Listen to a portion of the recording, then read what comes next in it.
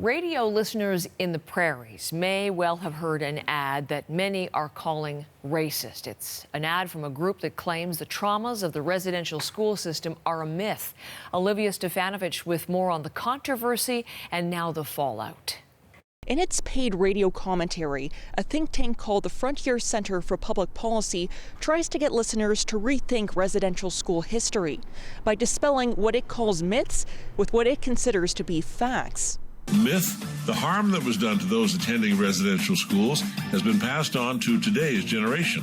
In fact, there is little evidence that abuse that was suffered by a grandparent had any effect on the academic success of the generations that followed. Talk about myths.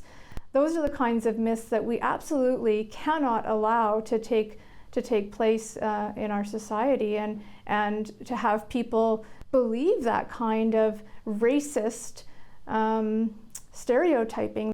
Following sharp criticism, the ad's announcer Roger Curry apologized and severed ties with the Frontier Center for Public Policy. The think tank has pulled down the ad. It was available online and aired once 2 weeks ago on several radio stations across the prairies. In the aftermath of the Gerald Stanley trial, with the Colton Boushie shooting, that whole situation, and emotions, I'm sure, are still running very, very high in those communities. So having something inflammatory and wrong and stupid being broadcast in those communities isn't helping at all.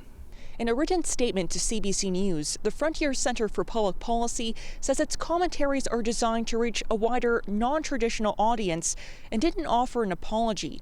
The controversy comes less than a week before Orange Shirt Day, a date designated to raise awareness about the impact residential schools have had on Indigenous communities.